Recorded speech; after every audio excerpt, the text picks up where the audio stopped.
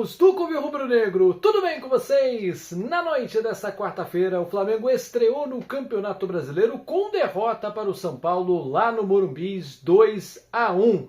Antes de falar sobre mais essa pelada, eu preciso lembrar você que já está disponível o clube de membros aqui do Clube Rubro Negro. Tem 3 faixas para você escolher, R$ 2,99, R$ 6,99 e R$ 14,99 por mês.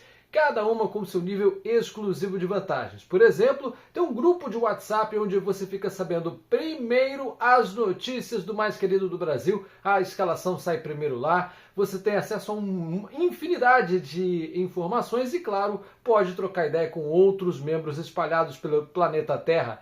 Tem também leitura e resposta prioritária de comentários, um selinho que mostra quanto tempo você colabora com o canal que mais cresce no YouTube, vídeos que chegam primeiro para quem é membro, vídeos que só quem é membro consegue ver, sorteios exclusivos, então não perde mais tempo. Clica já no Seja Membro, escolhe aquele plano que cabe melhor no seu bolso e venha fazer parte desta família.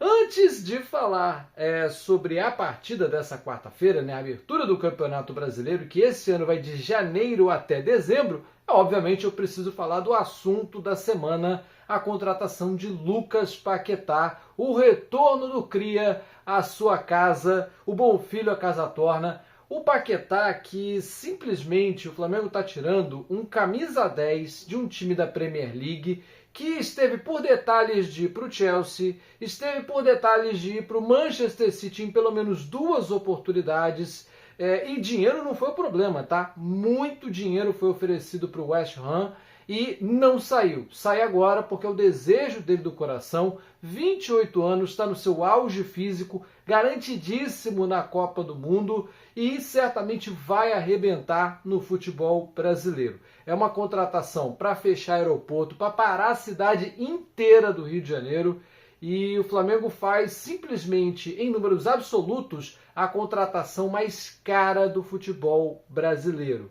42 milhões de euros, sendo 15 milhões à vista. É praticamente o valor que a gente deu no Samuel Lino à vista, depositados na conta do West Ham, que relutou muito em aceitar esse negócio. Vai ser pago aí em parcelas até 2028, contrato de 5 anos com o nosso Cria. E o que me deixa mais feliz é que fecha um ciclo, né? O Paquetá saiu para o Milan em 2018, depois passeou pelo futebol francês até chegar ao próprio West Ham United, e ele saiu em 2018. Então, assim, ele pegou aquele Flamengo que estava se estruturando, cresceu na base, assim, com o Flamengo se estruturando, mas ele sai para o futebol europeu antes da geração de 2019. Aliás, o dinheiro da venda dele para o Milan, se eu não me engano, na época por 35 milhões de euros, o dinheiro da venda do Paquetá é que viabilizou a contratação da geração de 2019, né? Gabigol, o Arrascaeta, o Bruno Henrique, toda essa galera chegou no Flamengo, chegaria talvez em outros momentos, mas foi facilitado, foi acelerado o processo da formação daquele elenco mágico e vencedor de 2019 com a venda do Paquetá. Esse dinheiro retornou para o Flamengo em forma esportiva, não preciso nem dizer, né? De 2019 para cá, a gente vem ganhando a Libertadores a cada 3 anos e agora o Paquetá volta para casa para, quem sabe, também ele ter esse sabor de conquistar títulos relevantes na sua carreira, levantar uma Libertadores como campeão, como protagonista da história. Então é um ciclo que se fecha muito bonito e, claro, ele vai jogar com gente que foi ídolo dele, né? O próprio Felipe Luiz. Então vale muito a pena o torcedor se esforçar, dar carinho, que é isso que o Paquetá precisa, e compreensão. Quem sabe ele já esteja disponível aí para arrebentar a partir de fevereiro. A temporada será muito longa. E o Filipinho que perca seus longos cabelos para descobrir como ele vai montar esse elenco, porque tem Jorginho, tem Arrascaeta, tem Carrascal, tem o próprio Plata, o Bruno Henrique, Pedro, Paquetá, Everton, Cebolinha. Alguns jogadores do atual elenco podem acabar saindo, mas essa chegada do Paquetá, assim, não vai ter 100% titular. Esse é o recado que o Felipe e a diretoria passam e que eu transmito para vocês, porque isso fica muito claro. A galera, para entrar nesse time titular do Flamengo, do meio para frente especialmente, vai ter que ralar muito.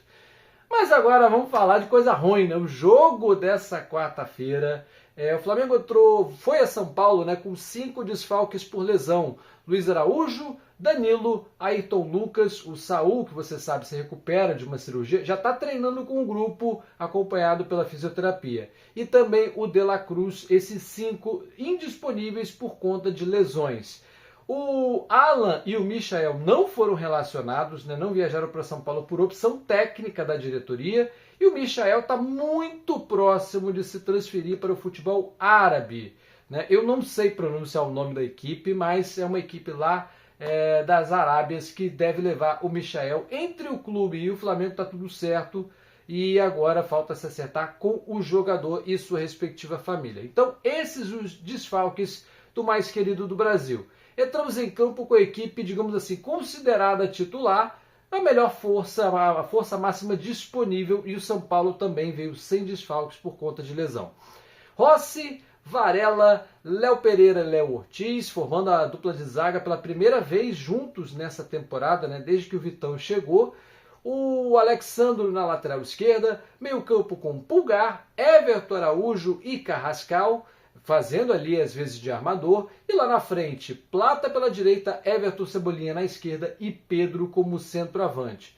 O primeiro tempo foi até bem chato de acompanhar, porque o Flamengo foi soberano, foi matador, amassou o São Paulo no seu campo de defesa o primeiro tempo inteiro, mas as melhores chances da partida foram no tricolor, saindo especialmente no contra-ataque. A zaga ainda está um pouquinho lenta, está um pouco vulnerável, a primeira linha de marcação não está se entendendo e acaba sobrando lá atrás.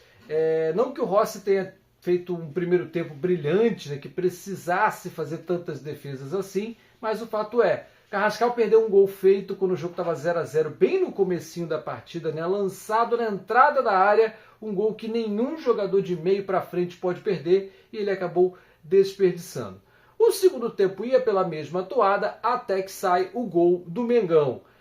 Uma bola que rodou de pé em pé, um lance muito bonito, aos 8 do segundo tempo, e aí ela chega lá na marca do pênalti, o Pedro ajeita de peito, assistência de peito, é para quem sabe, meu irmão, é para quem sabe jogar bola, ele deixa no pé do Plata, que manda para o fundo da rede 8 minutos do segundo tempo.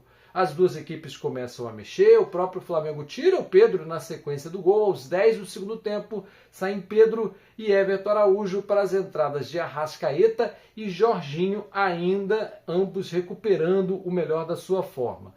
Com isso, o Plata passa a jogar centralizado, né, e o Carrascal vai para a ponta. Bom, não durou muito a alegria do rubro-negro, porque aos 15 do segundo tempo, no cruzamento da esquerda para a direita, o Luciano, sempre ele, 8º gol que ele marca em cima do Flamengo, somos a vítima favorita dele, 8º gol que o Luciano marca de cabeça. Tanto o Alexandro quanto o Léo Pereira foram na bola, mas marcaram errado, deixaram o Luciano livre, a cabeçada é uma das principais habilidades dele, e o Rossi não teve muito o que fazer.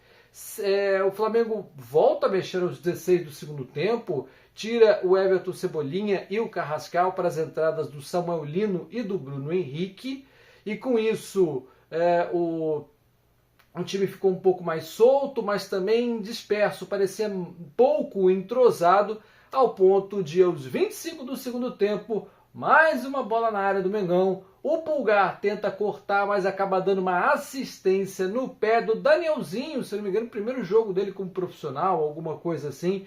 Foi lá e deu a virada ao São Paulo. 2-1, o placar, assim, dá para dizer que foi justo, porque o São Paulo, quando teve fome de bola, quando quis jogar no segundo tempo, o Flamengo estava ali, parecia de freio de mão puxado, um pouco de displicência, mas pareciam cansados ainda, né? Os jogadores não estão no melhor da sua forma, só que o futebol brasileiro não dá brecha para esse tipo de moleza ou fraqueza, falta de aptidão física, né? O futebol brasileiro vai ser muito complicado, como eu disse, o Brasileirão começou em 28 de janeiro e vai terminar lá em 2 de dezembro, tem Copa do Mundo no meio, então muitos jogadores do elenco do Flamengo vão jogar a Copa do Mundo, então é uma galera que vai se preservar em algum momento, estão suscetíveis a lesões, né? Não vamos aqui ser ingênuos.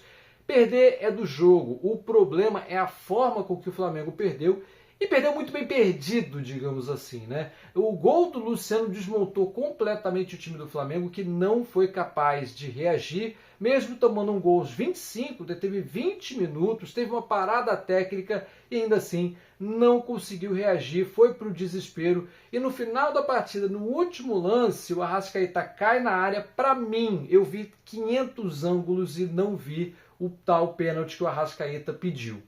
Ele reclamou de uma forma muito efusiva, pedindo para que o árbitro Wilton Pereira Sampaio fosse ao VAR para revisar o lance.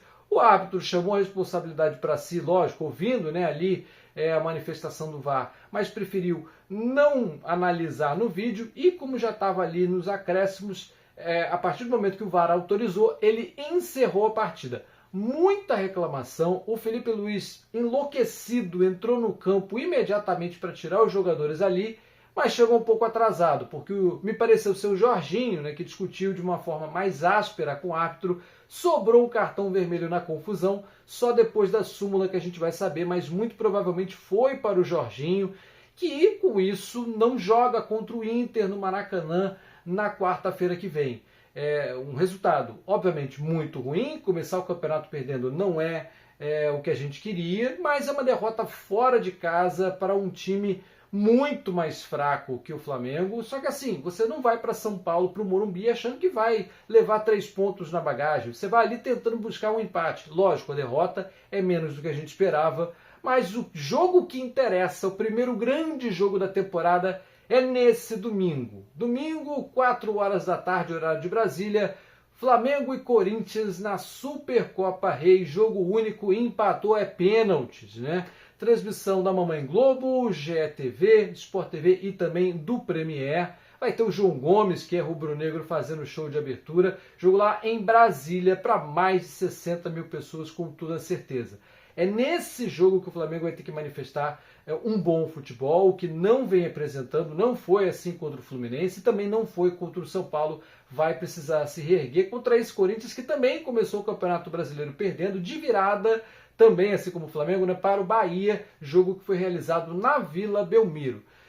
Bom, meus amigos, é isso. Vamos comemorar, festejar essa contratação bombástica do Lucas Paquetá. É um momento financeiramente muito bom do Flamengo, o oposto do que está o São Paulo, devendo para meio mundo, com o presidente empichado, renunciando, denúncia de venda de camarote ilegal lá no Morumbi. O Flamengo está numa outra esfera. Enquanto algumas SAFs por aí dizendo que a solução era virar SAF. Tem SAF por aí que está devendo o salário de jogador, está com transfer ban. O próprio São Paulo também com muitos problemas financeiros. E o Flamengo segue cumprindo seus compromissos e fazendo o que tem que fazer, além de empilhar taças. Tem que manter a austeridade, tem que manter o controle das finanças, sim. Mas também o torcedor tem que cobrar para que o elenco vencedor de 2025 torne-se o elenco vencedor de também 2026. A primeira taça em disputa no próximo domingo. Um grande abraço a todos. Segunda tem mais Ligado no Lance aqui no Covil Rubro Negro. Até a próxima. Tchau, tchau.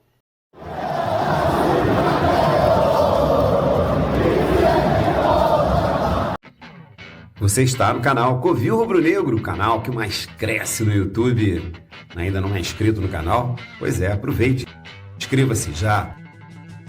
Curta os nossos vídeos e não deixe de acionar o sininho das notificações para você ficar sabendo de tudo que rola aqui no canal.